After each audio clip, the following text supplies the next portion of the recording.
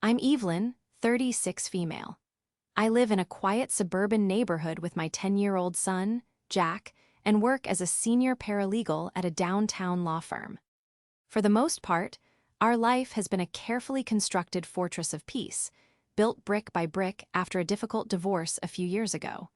But I recently learned that no fortress is strong enough to keep out the insidious attacks that come from your own family. This is the story of how my son's 10th birthday party became the catalyst for dismantling the toxic family I thought I was stuck with forever. Before this story unfolds, I'd love to connect with you. Please let me know in the comments where you're watching from and what time it is in your corner of the world. It's amazing to see how far these stories can travel. The 10th birthday is a milestone. It's the official entry into the double digits, a moment suspended between the innocent wonder of childhood and the looming complexities of being a preteen. For my son, Jack, turning 10 was as significant as a lunar landing. He'd been planning it for months, his excitement a constant, bubbling energy in our small house. He wanted a superhero-themed party, but not just any superhero. He had meticulously designed his own hero, Captain Comet, complete with a backstory, powers, and a color scheme of deep blue and silver. Our living room had become a command center of crepe paper, cardboard cutouts, and endless sketches of his creation. As a single mom, I've always made it a point to go the extra mile for Jack's birthdays. His father is barely in the picture, a flickering presence who sends a generic gift card once a year. I felt it was my duty, and my joy, to fill that void with as much love and celebration as I could muster. This year, I wanted it to be perfect. We sent out the invitations a month in advance. They were beautiful, custom-printed cards featuring Captain Comet soaring through a galaxy of stars. Jack had handwritten a personal note on each one. The guest list wasn't long. A few of Jack's closest school friends and, of course, my family. My mother, Diana, my older sister, Sharon, her husband, and their 16-year-old daughter, Brittany. They were the only family we had in the state. I always held on to the hope that, despite our differences, the idea of family meant something. That for an event as pure and simple as a child's birthday, they would show up. I followed up the invitations with phone calls. My mother, Diana, a retired real estate agent who valued appearances above all else, was vaguely affirmative. "Oh, a party for Jack. That's nice, dear. I'll see what my schedule looks like. You know how busy I am." My sister Sharon, who ran a small, trendy boutique and documented her supposedly glamorous life online, was even more noncommittal. A 10th birthday? Gosh, I feel old. Brittany has so much going on, with her sweet 16 planning. I'll try to make it work. Despite their lukewarm responses, I pushed forward, fueled by Jack's unshakable optimism. We spent a small fortune on decorations, a custom Captain Comet cake, and a mountain of snacks and pizza. I hired a local entertainer who did magic tricks and led superhero training games. The Saturday of the party arrived, bright and sunny. Jack was vibrating with excitement, dressed in a Captain Comet costume I had spent weeks sewing. He stood by the window, his cape fluttering behind him, eagerly watching the street for arriving cars. "They'll be here soon, right, Mom?" He'd ask every few minutes, his voice filled with pure, unadulterated hope. I'd smile and reassure him, my own stomach twisting into a nervous knot. 1 o'clock, the start time, came and went. Then 1:30. By 2 o'clock, the silence in our house was deafening, broken only by the hum of the refrigerator and the quiet, sad droop of balloons beginning to lose their helium. Jack's school friends had all RSVP'd no, each with a legitimate excuse. A soccer tournament, a family trip, a nasty flu. I had anticipated that. Kids' schedules are complicated. But my family? They lived less than 30 minutes away. My phone remained silent. No calls, no texts, not a single "sorry, we can't make it." I tried calling my mother first. It went straight to voicemail. "Hi, Mom, it's Evelyn, just wondering if you're still planning on coming to Jack's party. He's really excited to see you." My voice sounded strained, pathetic even to my own ears. I called my sister, Sharon, same result. Voicemail. "Hey, Sharon, hope everything is okay. Let me know if you guys are on your way." The entertainer arrived at 2:15, a cheerful man in a brightly colored vest. He took one look at the empty room and Jack's crestfallen face, and his professional smile faltered. "Are we waiting for more guests?" he asked gently. I felt a hot wave of shame wash over me. "No," I said, my voice barely a whisper. "It's just us." To his credit, the man was a true professional. He put on the Moe's incredible one-man, one-child show I have ever seen. He made balloon animals, taught Jack magic tricks, and played the superhero games with an enthusiasm that almost made you forget the cavernous emptiness of the room. Jack, bless his resilient heart, tried his best to have fun. He laughed at the tricks and participated in the games, but I could see the shadow of disappointment in his eyes. He kept glancing at the door, a flicker of hope that refused to be extinguished. When it was time for the cake, the entertainer and I sang "Happy Birthday" to him. Our two voices sounded thin and lonely in the quiet house. Jack blew out the 10 candles, and when I asked him what he wished for, he just shook his head and wouldn't tell me. I knew what it was. He had wished for his family to be there. After the entertainer left, I paid him extra and thanked him until I was hoarse. The reality of the situation crashed down on us. We were left with a massive, uneaten cake, 3 large pizzas, and enough decorations to supply a small army. Jack's costume cape, once so proud, now drooped around his shoulders. He sat on the couch, staring at the floor, his silence a heavier burden than any tantrum could have been. "They didn't want to come, did they?" he asked, his voice small and fragile. I sat down next to him, pulling him into a hug. My own heart was breaking, not just for him, but for the final, brutal confirmation of something I had known for years. To my family, we were an afterthought, an obligation to be ignored. "I don't know why, sweetie," I lied, though I knew exactly why. We weren't important enough. We didn't fit into the curated, perfect image my mother and sister tried to project. We were the quiet, less successful branch of the family tree, easily pruned and forgotten. That night, after I put a tearful Jack to bed, I stood in the middle of my living room, surrounded by the ghosts of a party that never was. I looked at the silver and blue streamers, the smiling cardboard face of Captain Comet, and the mountain of food that represented my wasted effort and hope. A cold, hard anger began to form in my chest, replacing the hurt and humiliation. This wasn't just a missed party. This was a statement, a deliberate act of cruelty. And it was the last time I would ever let them hurt my son. The week following the non-party was heavy with a quiet grief. Jack tried to be brave, but the light in his eyes had dimmed. He stopped talking about Captain Comet and packed the costume away in the back of his closet. The leftover cake sat in the fridge, a square, frosted monument to our family's indifference, until I finally threw it out, unable to look at it for another second. I tried to overcompensate, taking Jack to the movies, the arcade, and for ice cream, but it all felt like a hollow attempt to patch a wound that was far too deep. The silence from my family was absolute. It was as if the day of the party had never been scheduled, the invitations never sent, the phone calls never made. There was no apology, no flimsy excuse, not even a belated birthday text for Jack. It was a complete and total erasure. This wasn't entirely new, of course. For years, I had existed on the periphery of my own family. My mother, Diana, had always favored my sister, Sharon.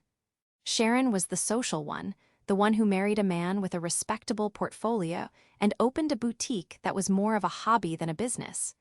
She was the one who gave my mother a granddaughter, Brittany, who was being groomed from birth to be the family's crowning achievement.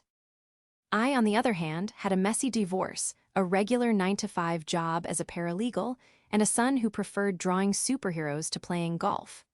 We were the less shiny, less impressive side of the family coin. I was reliable, the one they called when they needed something practical, a document reviewed, a legal question answered, but I was never the one they called just to connect. I had accepted this dynamic, for the most part. It hurt, but I had built a good life for myself and Jack, and I told myself that was what mattered. But ignoring my son's 10th birthday was a new low. It was a cruelty that felt personal and pointed. It was on a Wednesday evening, exactly 1 week after the party, that the next blow fell. I was helping Jack with his homework at the kitchen table when my phone buzzed. It was a group text from my mother, sent to me, Sharon, and a few other distant relatives. I opened it with a sense of dread. The message was a single, professionally designed digital invitation. At the top, in glittering gold cursive, it read, "You're invited to Brittany's Sweet 16 Gala." Below the extravagant script was a glamorous, professionally shot photo of my niece, Brittany, looking like a runway model. She was beautiful, I couldn't deny that, but there was a hardness in her eyes that mirrored my mother's. The invitation detailed the event, a black tie affair at a ridiculously expensive downtown hotel ballroom, complete with a 5-course meal, a live band, and a celebrity DJ I'd never heard of. It was the kind of over-the-top event my mother lived for, a perfect opportunity to showcase the family's supposed success and status. I scrolled down, past the flowery language about celebrating their precious princess, and my eyes landed on a section at the bottom titled Wishing Well. My blood ran cold. It wasn't a suggestion for gifts, it was a demand. The text read, "In lieu of traditional gifts, Brittany has requested contributions towards her future." As this is a destination-style event to create a truly unforgettable experience, the cost per guest is $2,100 to cover the venue, catering, and entertainment package. Your presence and contribution are her greatest gift. I had to read it 3 times to fully process the audacity. They weren't just throwing a party, they were crowdfunding it from the guests. And they had the gall to send this to me, after completely and utterly ignoring my son's birthday a week earlier. But it got worse. A few seconds after the group invitation, a private text from my mother popped up, just to me. It said, "Evelyn, I know things are tight for you, but this is for Brittany. It's a once-in-a-lifetime event. We're all chipping in to make it perfect for her. Send me your contribution by the end of the month. Don't disappoint your niece." There it was, no mention of Jack, no apology, not even a hint of awareness of what they had done, just a demand for money. $2,100. The number was staggering. It was more than my monthly mortgage payment. It was an amount I would have to save for months to afford, and it was for a party, a ridiculously lavish spectacle for a 16-year-old girl who already had everything she could possibly want. I looked at the phone, at the glittering golden invitation and my mother's cold, demanding text. I thought of Jack's face as he blew out the candles on his cake, his small shoulders slumped in disappointment. I thought of the superhero costume, sewn with love, now crumpled in the back of his closet. I thought of the deafening silence from my family, a silence that had now been broken by a demand for thousands of dollars. Something inside me snapped. It wasn't a loud, explosive break, but a quiet, chilling fracture. The years of quiet resentment of being made to feel less than, of swallowing my pride for the sake of a family that didn't deserve it, it all coalesced into a single moment of absolute clarity. They didn't see me. They didn't see my son. They saw an ATM, an afterthought, a minor character in the grand production of their own lives. My mother's final sentence echoed in my head, "Don't disappoint your niece." Disappoint her? They had devastated my son. The hypocrisy was so profound it was almost laughable. I felt a strange calm settle over me. The hurt was still there, a dull ache in my chest, but it was now overlaid with a layer of icy resolve. They wanted a contribution. Fine, I would give them one. They wanted me to send them something to mark the occasion. I would send them something they would never forget. For the rest of the evening, I went through the motions. I helped Jack finish his homework, read him a chapter of his book, and tucked him into bed. He seemed a little brighter, the sting of the previous weekend slowly fading into a scar. He was resilient, my boy, far more than I was. But as I watched him sleep, his face peaceful in the soft glow of his nightlight, the icy resolve in my gut hardened into steel. This was about protecting him. It was about drawing a line so thick and permanent that they could never cross it again. They had hurt him once. They would not get the chance to do it again. The next morning, I woke up before dawn with a clear and simple plan in my mind. It wasn't loud or dramatic. It was quiet, precise, and, in its own way, devastating. My work as a paralegal had taught me the power of documentation, of clear and irrefutable communication. My response to them would be just that. I went to my desk and pulled out a single sheet of my best stationery, a thick, cream-colored paper I reserved for important correspondence. I took out a crisp, new $1 bill from my wallet. Then, using my finest pen, I wrote a short, simple note. It contained only 2 words: congratulations. I folded the note neatly around the dollar bill, slid them both into a matching envelope, and addressed it to my mother, Diana, at her home address. It was a formal, almost surgical process. There was no shaking in my hands, no second-guessing in my mind. Every part of me felt aligned in this single, decisive action. This wasn't just a passive-aggressive gesture. It was a statement of value. They had valued my son's 10th birthday at nothing. In return, I was valuing their grand, opulent demand at the smallest denomination of currency I could send through the mail. The single dollar was a mirror, reflectee, and back at them the worth they had assigned to me and my son. The word, congratulations, was laced with a deliberate, chilling ambiguity. Congratulations on raising such a special girl. Congratulations on having the audacity to ask for this much money. Or, as I intended it, congratulations on finally pushing me away for good. I put a stamp on the envelope and placed it in my purse. I would mail it on my way to work, but that was only the first step. The second step was about self-preservation. It was about building the walls of my fortress higher. I picked up my phone and opened my contacts. I started with my mother, Diana. I looked at her name for a long moment, a lifetime of complicated feelings swirling within me. Then, I pressed block. A confirmation box popped up. Are you sure you want to block this contact? I pressed block again without hesitation. A sense of profound relief washed over me, so immediate and powerful it almost made me dizzy. It felt like severing a toxic vine that had been slowly strangling me for years. One down. Next was my sister, Sharon. I found her name with its accompanying profile picture of her posing in front of her boutique and did the same. Block. Her husband. Block. My niece, Brittany. Block. I went through my entire contact list, methodically excising every single member of my extended family who had been complicit in the culture of neglect and favoritism my mother had cultivated. Aunts, uncles, cousins, block, block, block. The final step was the most concrete. After I dropped Jack at school and mailed the letter from a post office box downtown, no return address, I made a call to a 24-hour locksmith. I explained that I had security concerns and needed all the external locks on my house changed immediately. He agreed to meet me during my lunch break. When I met the locksmith at my house a few hours later, he was a kind, no-nonsense man who didn't ask any questions. As he worked, drilling out the old cylinders and fitting the new ones, I felt a tangible shift in the atmosphere of my home.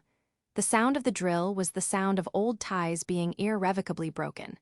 The click of the new bolt sliding into place for the first time was the sound of my freedom. He handed me a set of new keys, shiny and sharp. "All set, ma'am," he said. "You're secure." I had never heard more beautiful words. That evening, for the first time in years, my home felt completely my own. It was a sanctuary for me and Jack, protected by new locks and a digital firewall of blocked numbers. I felt no guilt, no regret. The profound sense of peace was all-encompassing. I had not been dramatic. I had not yelled or caused a scene. I had simply refused to participate any longer. I had refused to be their doormat, their ATM, their convenient, disposable family member. I had responded to their silent contempt with my own quiet declaration of independence. I knew there would be fallout. People like my mother and sister do not take kindly to being ignored or denied what they believe is theirs. Their sense of entitlement was a force of nature. But I was ready. My legal training had prepared me for conflict, and more importantly, the fierce, protective love I had for my son had given me a strength I never knew I possessed. Let them come, I thought. Let them rage. They would find the doors locked and the phone lines dead. They had no power over me anymore. The 2 days that followed were blissfully, almost unnervingly, quiet. My phone, usually buzzing with notifications from the family group chat, endless photos of Brittany's achievements, links to articles Sharon found interesting, my mother's passive-aggressive inspirational quotes, was silent. It was like a constant, low-grade background noise had been switched off, and I could finally hear my own thoughts. Jack and I fell into our easy rhythm. We did homework, cooked dinner together, and watched a movie, curled up on the couch. I felt lighter, as if a physical weight had been lifted from my shoulders. The future felt like a clean slate, a blank page on which Jack and I could write our own story, free from the judgment and expectations of others. I knew the peace wouldn't last forever. The letter with the single dollar would have arrived by now, and the silence from my end would be turning from confusing to infuriating for them. I was expecting an angry email, or perhaps a visit from a flying monkey, a distant relative sent to find out what was wrong. I was not expecting the police. It was Friday evening. Jack was in his room playing a video game, and I was in the kitchen washing dishes. I heard the sound of a car pulling up outside, but I didn't think much of it until I saw the flashing red and blue lights reflecting off my kitchen window. My heart leaped into my throat. A police car was parked at my curb. I quickly dried my hands, my mind racing through a dozen worst-case scenarios. Was there an accident down the street? A problem at a neighbor's house? Then my doorbell rang, a sharp, insistent chime. I looked through the peephole and my blood ran cold. 2 uniformed police officers stood on my doorstep. I took a deep breath, smoothed down my sweater, and opened the door. "Good evening, officers. Can I help you?" I asked, my voice steady despite the frantic pounding in my cheek. "Assent." The older of the 2 officers, a man with a tired but professional expression, spoke first. "Are you Evelyn Miller?" "Yes, I am," I replied. "Is everything all right?" "Ma'am, we received a call requesting a wellness check at this address. We were told there may be an unstable individual here, possibly a danger to herself and her child." I stared at him, utterly dumbfounded. Unstable? A danger to my child? The words were so ludicrous, so completely disconnected from reality that I couldn't immediately process them. Then a cold, sickening realization dawned. This was their response. This was my mother's doing. She hadn't just gotten angry, she had escalated things to a terrifying new level. She had weaponized law enforcement against me. "I see," I said, my voice dripping with an icy calm I didn't feel. "And who, may I ask, made this call?" The officer's expression didn't change. The caller identified herself as Diana Phillips, your mother. She expressed extreme concern for your mental state and for the well-being of your son, Jack. My shock quickly morphed into a white-hot fury.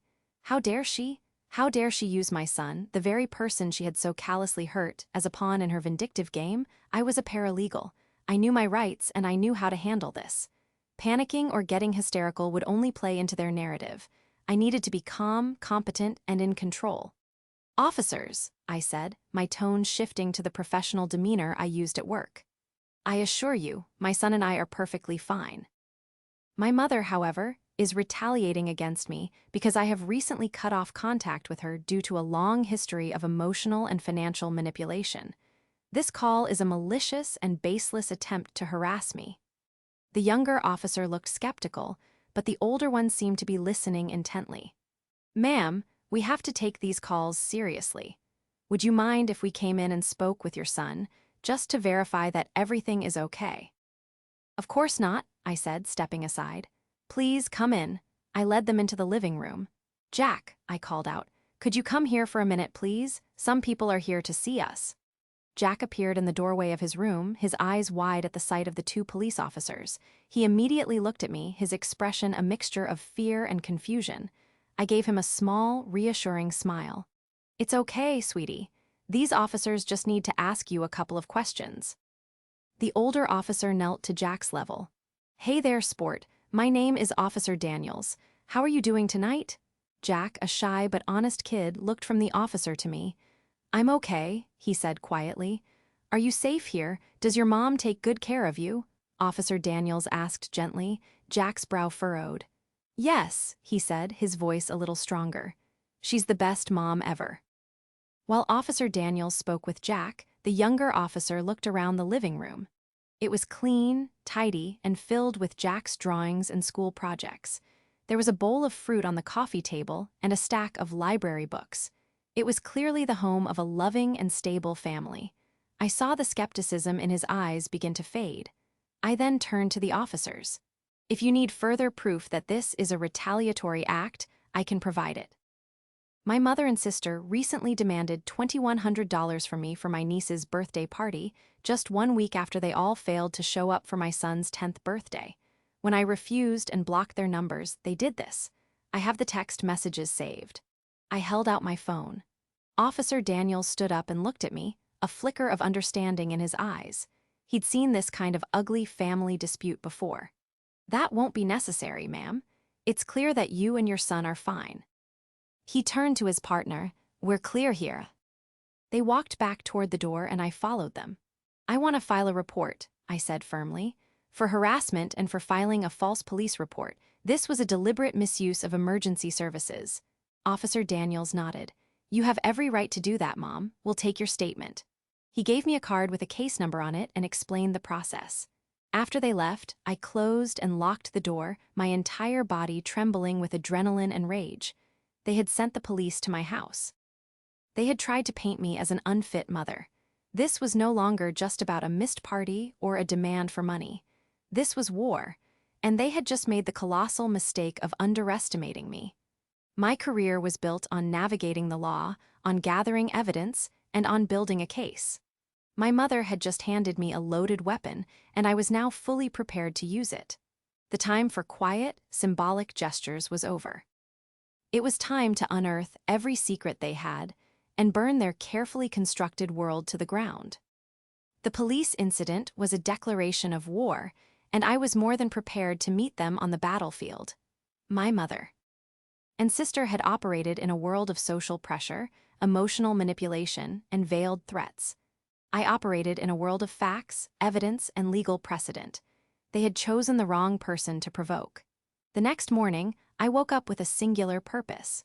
The anger that had been simmering for years had finally been forged into a sharp, focused instrument of action. My initial plan had been simply to cut them out of my life, to create a peaceful existence for me and Jack. But by calling the police, they had escalated this conflict into the public domain. They had tried to damage my reputation and threaten my custody of my son. Now, my goal was not just to protect myself, but to dismantle the entire fraudulent enterprise that was my family's public image. As a senior paralegal, I had access to a variety of public record databases and a deep understanding of how to navigate the labyrinth of legal and financial documentation. I spent my Saturday morning at my home office, a cup of coffee steaming beside me, and I began to dig. I started with my mother, Diana. She had always projected an image of comfortable, well-managed wealth from her years as a supposedly successful real estate agent. She lived in a large house in a prestigious neighborhood and drove a luxury car.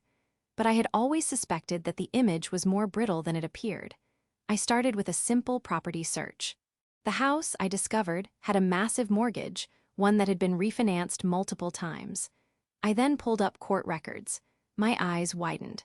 Diana was named as a defendant in 3 separate civil lawsuits from the past 5 years, all filed by former clients. The allegations were all similar: misrepresentation, breach of fiduciary duty, and in one particularly nasty case, outright fraud involving the failure to disclose significant structural damage on a property. All 3 cases had been settled out of court, with the terms sealed. But the pattern was damning. My mother wasn't just a retired agent. She was a retired agent who had likely spent a significant portion of her savings to make legal problems go away. This led me to my next search: liens and judgments. Bingo! The IRS had placed a federal tax lien on her property 2 years ago for a substantial amount of unpaid income tax. It was still active. My mother, the queen of appearances, was drowning in debt and likely being pursued by the government. The expensive car was leased, the house was a financial time bomb, and her entire lifestyle was a house of cards. This explained the desperation behind the demand for $2,100 per person for Brittany's party. It wasn't just about throwing a lavish event, it was a cash grab. A desperate, tacky attempt to fund their lifestyle using a teenager's birthday as a shield. The pieces of the puzzle were clicking into place with a sickening clarity. Next, I turned my attention to my sister, Sharon, and her trendy boutique. She curated an online persona of a successful, independent business owner. Her social media was a constant stream of artfully arranged photos of expensive clothes, lattes, and exotic vacations. I had always felt a pang of inadequacy when I saw her posts, comparing her glamorous life to my own quiet, ordinary one. But now, I looked at it with a paralegal's critical eye. I started with business filings. Her boutique, Sharon's Closet, was registered as an LLC. Easy enough. But a quick search on a credit reporting site revealed that the business had a terrible credit score and a history of late payments to vendors. Several suppliers had filed complaints. She wasn't a savvy business owner. She was robbing Peter to pay Paul, keeping the lights on just long enough for the next Instagram post. The real bombshell came when I cross-referenced property records with her husband's name. They had recently taken out a second mortgage on their home. The loan was from a private, high-interest lender, the kind you go to when traditional banks turn you down. The date of the loan? Just 6 weeks ago. They were hemorrhaging money. The vacations, the designer clothes, the perfect life, it was all a sham, funded by debt and delusion. The Sweet 16 gala wasn't a celebration. It was a desperate, last-ditch effort to project an image of success they were nowhere close to achieving. It was a performance, and they were trying to force me to buy a ticket. I spent the entire weekend gathering my ammunition. I downloaded and printed every document: the tax lien, the court filings, the business credit reports, the property records showing the second mortgage. I organized them into a neat, indexed binder, just as I would for a court case. Each page was a testament to their lies, a piece of the truth that would shatter the pristine image they had so carefully constructed. As I worked, my anger transformed into a cold, detached sense of pity. They weren't powerful monsters. They were just sad, desperate people, trapped in a prison of their own making. Their cruelty towards me and Jack wasn't born from strength, but from the deep, gnawing insecurity of knowing their entire world was built on a foundation of lies. They pushed us down to feel taller themselves. By Sunday night, my case was built. I had a complete and devastating financial profile of both my mother and my sister. I knew exactly where their skeletons were buried because I had the maps, the deeds, and the court orders. I now faced a choice.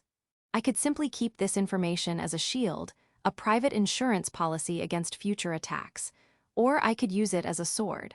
The memory of the police officers standing on my doorstep, of Jack's frightened face, made the choice for me. They had brought this war to my home. They had tried to paint me as an unfit mother. They had threatened the one thing in my life that mattered. They didn't deserve a shield. They deserved a sword. The gala for Brittany was in 2 weeks. They were expecting a check. Instead, they were going to get a reckoning. The 2 weeks leading up to Brittany's gala were a study in contrasts. For me and Jack, they were peaceful. We settled into our new reality, a quiet island free from the toxic currents of my family. I took him to a trampoline park, and we spent a whole Saturday at the Science Museum. I watched him laugh, truly laugh, and felt the last of the hurt from his birthday fiasco finally scab over and begin to heal. Meanwhile, the binder of documents I had compiled sat on my desk, a silent, ticking bomb. My plan was simple, and it had 2 phases. Phase 1 was complete, the gathering of evidence. Phase 2 was the detonation. I chose my moment carefully. The party was scheduled for a Saturday night. On the Friday afternoon before the event, I put my plan into motion. I had identified the key players in my mother's social circle, the women she was most desperate to impress. They were the wives of doctors and business owners, the local charity committee members, the self-appointed queens of suburban society. It took some clever social media sleuthing, but I managed to find the email addresses for 5 of them. I then drafted a carefully worded email. It was anonymous, sent from a new, untraceable account. The subject line was simple: concerning Diana Phillips and Sharon Maxwell. In the email, I laid out the facts in a calm, dispassionate tone. I mentioned the IRS tax lien on Diana's property. I attached the public record of the second high-interest mortgage on Sharon's home. I mentioned the multiple lawsuits against my mother for professional misconduct. I wrote, as friends and associates, I felt you had a right to be aware of the significant financial distress and legal troubles facing the Phillips-Maxwell family, especially in light of the substantial financial contribution requested for the upcoming party. I attached Th. E-key documents as PDFs. I hit send, and the bomb was away. Phase 2 was more direct. I knew that my mother and sister would likely be at the hotel ballroom on Saturday morning, overseeing the final preparations, reveling in the fantasy they were about to present to the world. I drove to the hotel around 11 a.m. I wasn't dressed for a confrontation. I was in simple jeans and a sweater, looking like any other person running errands. I walked into the grand ballroom. The place was swarming with florists, caterers, and lighting technicians. In the center of it all stood Diana, Sharon, and Brittany, directing the chaos like generals. My mother was the first to see me. Her face, which had been glowing with smug satisfaction, instantly hardened into a mask of fury. "What are you doing here?" she hissed, marching towards me.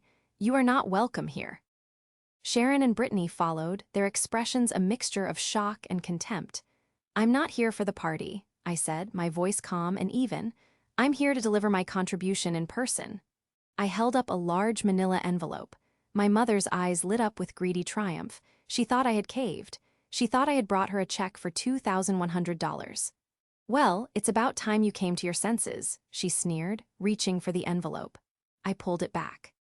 "This isn't for you," I said, looking directly at my sister, Sharon. "This is for you." I handed the envelope to a confused Sharon. She tore it open. Inside was not a check, but a neatly printed copy of her boutique's terrible credit report and the public filing of her second mortgage. Her face went white as a sheet. "What is this?" she stammered. "That," I said, my voice resonating in the cavernous room, "is a reality check. I know you're broke. I know you took out a high-interest loan just to stay afloat." I then turned to my mother. "And I know about your IRS tax lien, Mom, and the lawsuits. I know about all of it."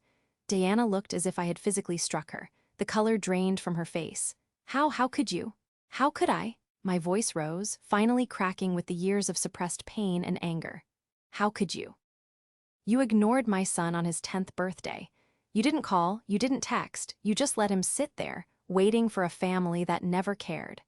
And then, a week later, you have the audacity to demand thousands of dollars for this circus."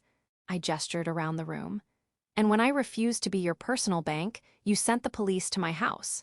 You tried to paint me as an unstable mother. You used my son as a weapon against me." Brittany, who had been silent until now, stepped forward. "Aunt Evelyn, you're just jealous," she said, her voice dripping with teenage venom. "You're jealous that I get a party like this and your son gets nothing." That was it. That was the final straw. "You're right, Brittany," I said, my voice suddenly cold and sharp. "I am jealous. I'm jealous that you have a mother and a grandmother who would go into crippling debt to celebrate you. My son has a mother who loves him more than life itself, but his grandmother and aunt, they wouldn't even cross the street for him. So you enjoy your party. Enjoy this one night of pretending you're royalty, because I promise you, the fantasy ends at midnight." Just then, my mother's phone began to ring. Then Sharon S. Then they both started buzzing with text message notifications.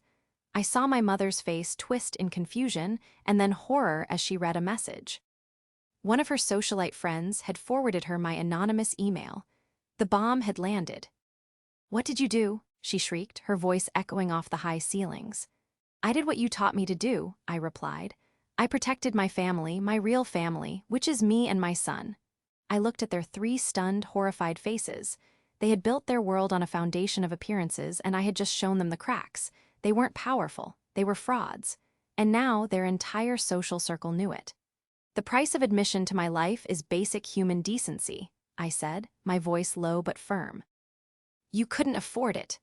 And with that, I turned around and walked out of the ballroom, leaving them in the ruins of their own creation. The sound of my mother's phone ringing incessantly was the sweetest music I had ever heard. I didn't stick around to watch the fallout, but I heard about it later.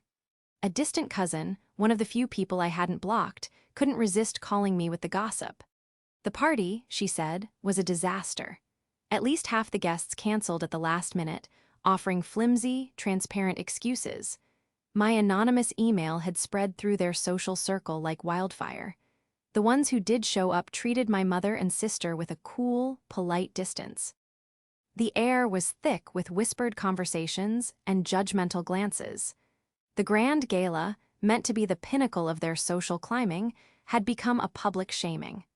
The 5-course meal tasted of humiliation. The live band played to a half-empty room. It was, by all accounts, a spectacular failure. The financial repercussions were even more severe.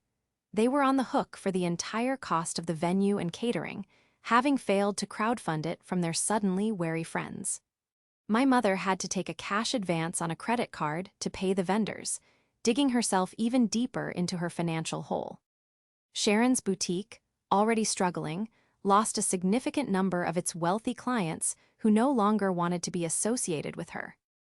Her online persona of effortless success crumbled overnight. The carefully curated image was shattered, and all that was left was the ugly reality of their debt and deceit. They had tried to make me pay for their fantasy, and in the end, they were the ones who paid the ultimate price. They never tried to contact me again. The report I filed for harassment and filing a false police report resulted in a formal warning being issued to my mother by the police department. It was a slap on the wrist, legally speaking, but the official documentation of her malicious act was a permanent stain on her record. I was free, truly and completely free. The silence from their end was no longer a weapon used to hurt me. It was the peaceful, quiet atmosphere of my new life. Life for me and Jack blossomed in that quiet. It was as if a storm cloud that had been hovering over us for years had finally dissipated, allowing the sun to shine through. Jack seemed to notice the change in me, the lightness in my step, and the genuine, unforced nature of my smiles. Our little house, our fortress of two, felt more secure and happy than ever before. We didn't need a big, extended family to be complete. We were enough. A few months later, on a crisp autumn day, I decided it was time to create a new family portrait. The old one, taken at a family gathering years ago, still hung in the hallway. It showed me and a much younger Jack, smiling awkwardly, squeezed in next to Diana, Sharon, and Brittany, who were all posing like they were on a red carpet. I took the photo down, looked at it one last time, and slid it into the trash. That afternoon, I hired a local photographer and took Jack to the park. There were no fancy clothes, no forced smiles. It was just us, laughing and playing in the fallen leaves. The photographer captured a perfect shot of me swinging Jack, both of us mid-laugh, our faces filled with pure, unadulterated joy. That picture now hangs in the hallway. It's a portrait of my real family. A family of two, built not on obligation or appearances, but on unconditional love, mutual respect, and the shared strength of having weathered a storm and come out the other side, closer and stronger than before. My son doesn't have a grandmother or an aunt who cares about him, and that will always be their loss, not his. Because he has a mother who would burn down the world to protect him. And looking at our new family portrait, I know that's all he'll ever need. My name is Evelyn, and I am finally at peace.